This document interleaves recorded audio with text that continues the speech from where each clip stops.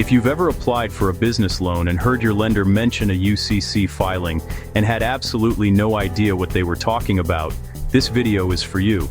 UCC filings come up on a lot of small business loans, but most borrowers do not know what they are until they are already in the middle of the loan process. And when you hear words like UCC, lien, blanket lien, first position, or subordination, it can sound intimidating.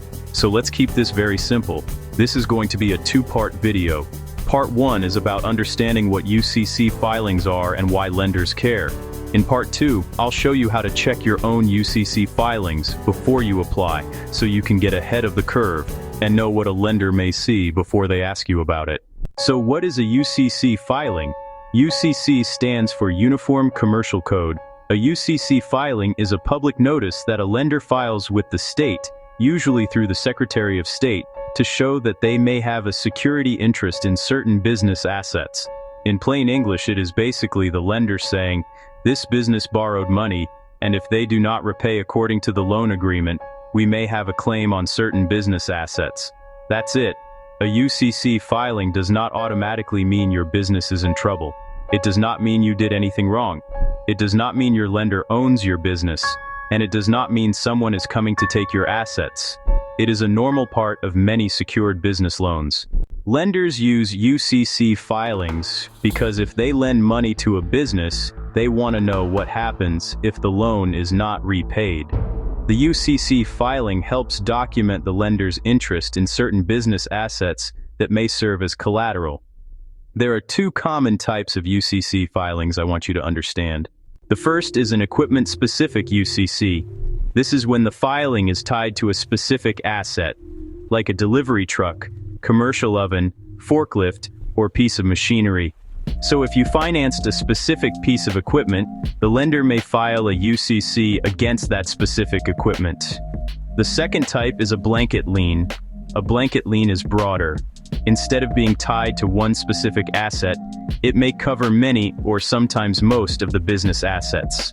That can include things like equipment, inventory, accounts receivable, deposit accounts, furniture, fixtures, and other business assets, depending on the loan documents.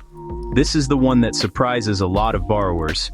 If you apply for a general business loan, working capital loan, or SBA type loan, you should not be shocked if the lender asks for a blanket lien.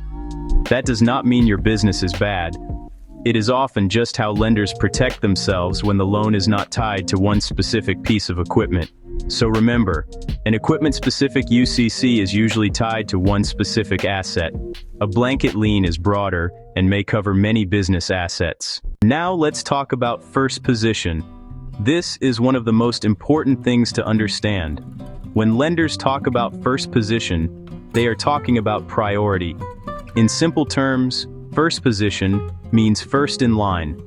If a borrower defaults and business assets have to be sold to help repay the debt, the lender in first position generally gets paid first from those proceeds.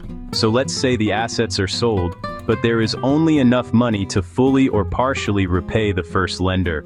The second position lender may get little or nothing. That is why many lenders do not want to be in second position, especially behind another lender with a blanket lien. If the first lender already has a claim on all business assets, the second lender has to ask, what is actually left for us if something goes wrong? That is the risk. This is why UCC filings matter during underwriting. If your business already has a UCC filing from one lender, and then you apply for another loan somewhere else, the new lender is going to look at who may already be ahead of them. They may want to know, is there already another lender with a blanket lien? How much debt is still outstanding? What collateral is available? And what position would the new lender be in? If another lender is already in first position on all business assets, the new lender may not want to be in second position. Some lenders are okay with second position in certain situations. Other lenders are not. It depends on the lender, the loan type, the collateral, the borrower, and the overall deal.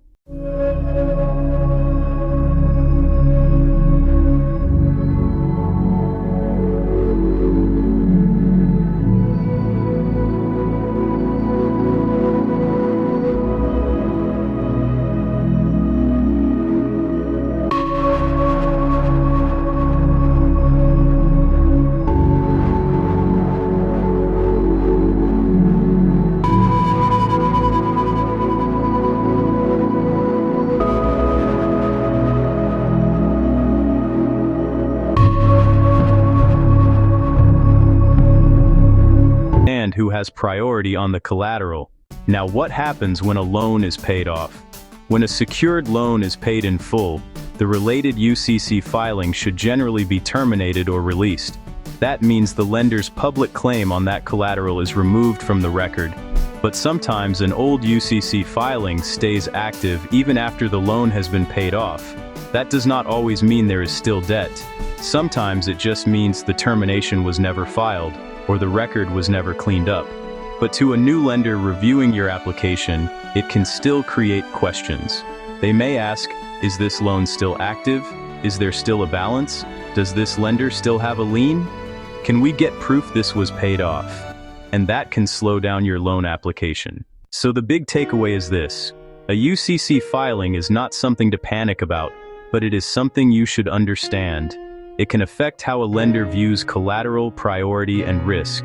And if you already have UCC filings on your business, a new lender may ask questions about who filed them, whether the debt is still outstanding, what assets are covered, and what position the new lender would be in. In Part 2, I'll show you how to check your own UCC filings before you apply, what to look for, and how to spot old filings that may need to be cleaned up. That way, you can get ahead of the curve, know what a lender may see before they see it, and walk into the loan process more prepared.